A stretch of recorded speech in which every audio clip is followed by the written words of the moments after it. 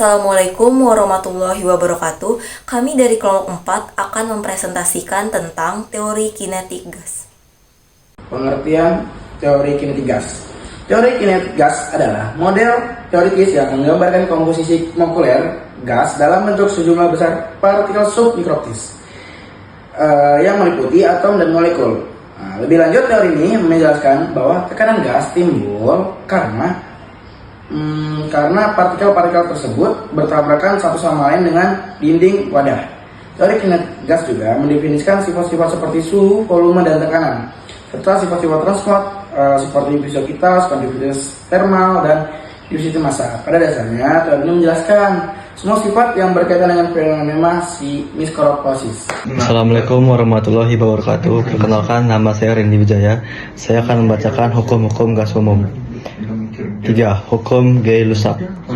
Pada tahun 1809, fiskawan dan kimiawan Prancis Joseph Gay-Lussac melakukan eksperimen yang menunjukkan hubungan antara tekanan A dan suhu gas 7 pada volume N konstan.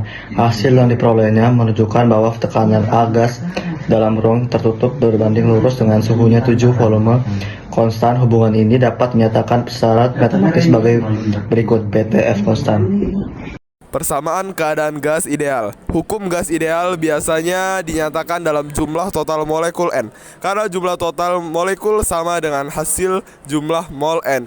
Dengan bilangan Avogadro N, maka persamaan gas ideal dapat dinyatakan sebagai berikut: PV sama dengan nRT.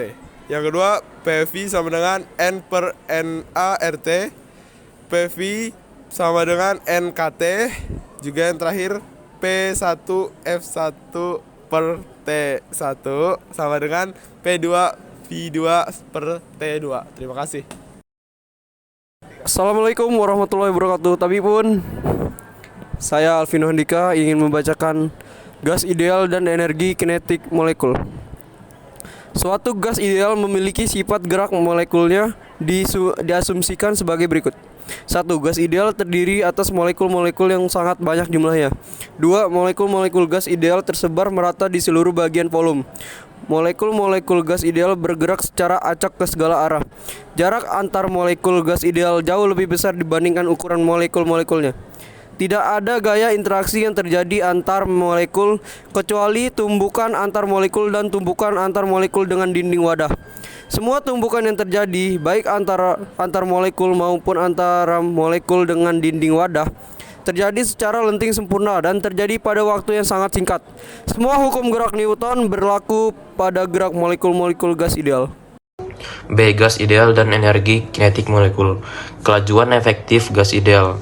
Partikel gas ideal bergerak secara acak dan tidak mempunyai kelajuan yang sama.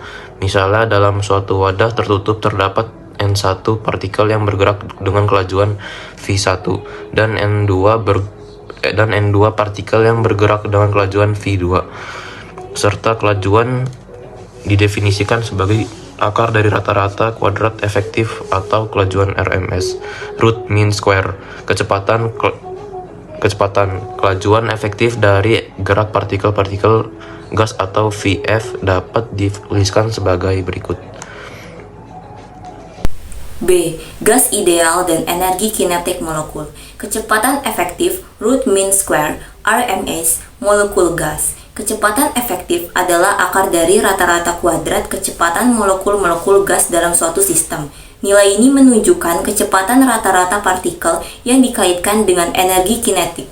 Kecepatan efektif bergantung pada suhu mutlak VEF sama dengan akar dari 3 pi per rho. C. Derajat kebebasan dan prinsip ekispartisi energi. Prinsip ekispartisi energi yang bunyinya sebagai berikut.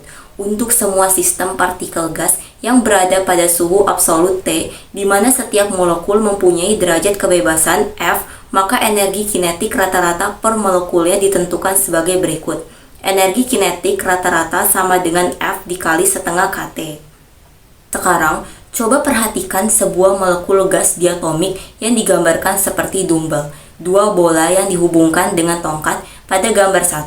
Pada model ini, pusat massa molekul dapat bergerak translasi dalam arah sumbu X, Y, dan Z. Gambar 1A. Molekul juga dapat berotasi terhadap ketiga sumbu yang saling tegak lurus. Gambar 1B. Kita dapat mengabaikan rotasi terhadap sumbu Y karena momen inersia dan energi rotasi pada sumbu ini diabaikan jika sumbu X dan Z menjadi pusat massa dan kedua atom tersebut.